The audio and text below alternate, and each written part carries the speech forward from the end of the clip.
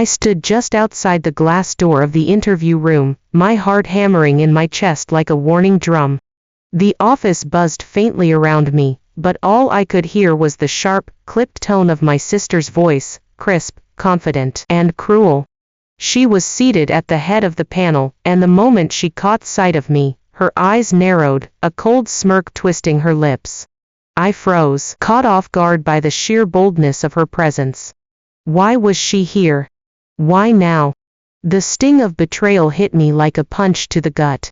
This was supposed to be my chance, the one opportunity to prove myself, to move forward from all the years she'd belittled me behind closed doors. Instead, she was here to humiliate me publicly. I gripped the strap of my bag tighter, fighting the urge to turn and run out of the building. But then, the door behind me opened, and a familiar figure stepped in, my fiancé. His calm, steady presence filled the room. When he looked at me, there was no hesitation or doubt, only quiet confidence. And when he locked eyes with my sister, suddenly the power in the room shifted. She was no longer the one in control. In that moment, I realized this was more than just an interview. It was a test of who I really was, and who I was going to become. From the moment I sat down in the sterile, fluorescent-lit room, it was obvious my sister wasn't there to conduct a fair interview. She had the kind of cold confidence that only comes from knowing she holds the upper hand, and she wielded it like a weapon. Every question she asked was designed not to probe my qualifications, but to expose what she believed were my flaws.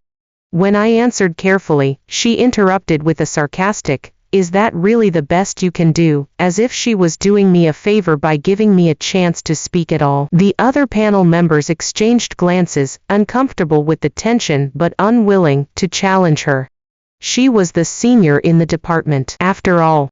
When she casually mentioned some of my past mistakes, details I thought were long buried, I felt my cheeks flush with embarrassment.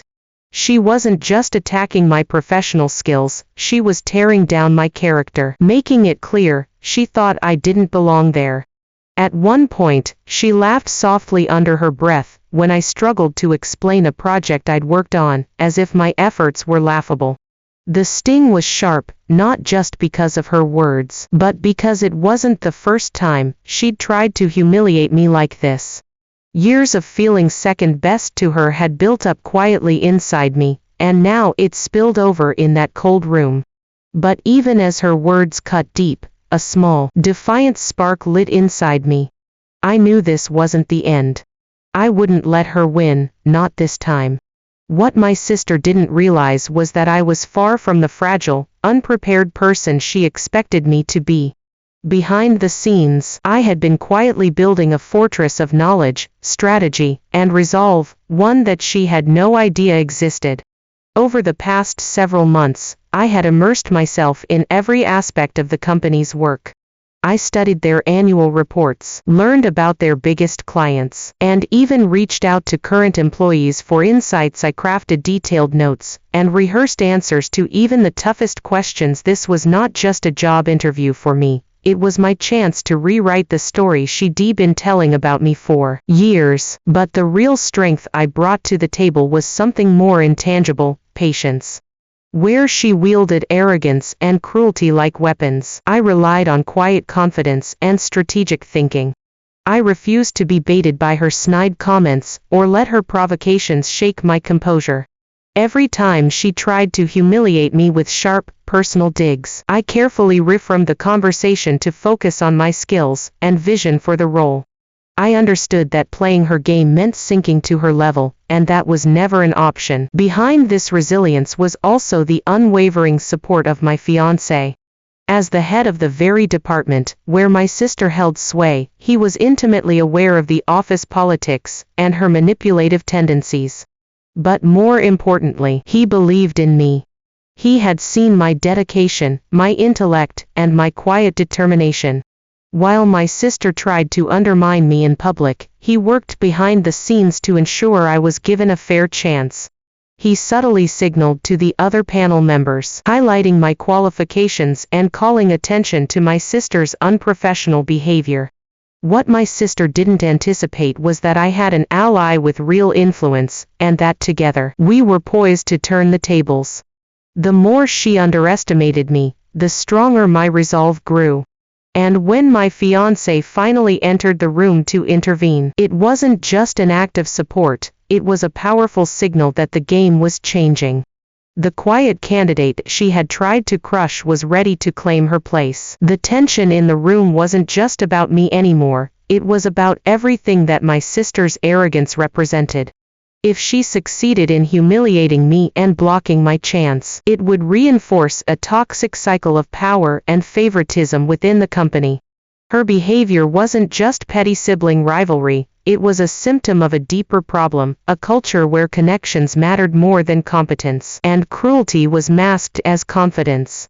I realized that this interview was no longer just about landing a job, it was about challenging a system that had allowed her to thrive by stepping on others, especially me. If I failed, it wouldn't just be my career on the line, but the message it sent to everyone watching, that manipulation and arrogance trump hard work and talent.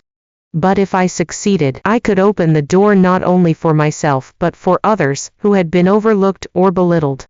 The stakes grew even higher when my fiancé, who had been observing quietly, stepped forward to question some of my sister's objections. His calm but firm challenge to her behavior made it clear that this was a reckoning, not just a family squabble, but a confrontation with professional integrity. The entire panel, once passive spectators, now seemed divided, the power dynamics shifting in real time. It wasn't just my reputation on the line anymore, it was the future of the department, the company culture, and the respect owed to genuine talent. The conflict had transformed from a personal battle into a test of who truly deserved to lead and be respected. After the initial shock of my sister's relentless attacks, I knew that giving in to anger or frustration would only feed her sense of power. Instead, I reminded myself to stay calm and focused, knowing that my best weapon was silence paired with undeniable competence.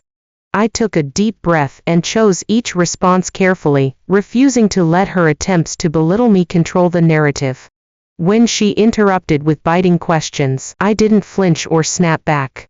Instead, I patiently waited for my moment, then answered with clarity and precision. I carefully connected my past projects and achievements to the company's needs, showing not only what I had done but how it could help solve the very problems they faced. I shared ideas I had developed through extensive research, ideas that were fresh, practical, and aligned perfectly with the department's goals. Each time she tried to twist a simple answer into a weakness, I reframed it as a learning experience that had made me stronger. When she casually mentioned my lack of experience in a certain area, I acknowledged it honestly, but quickly pointed to my track record of rapid learning and adaptability. I demonstrated that I wasn't just relying on past accomplishments, I was ready to grow and take on challenges. Behind the scenes, my fiancé was an unseen ally.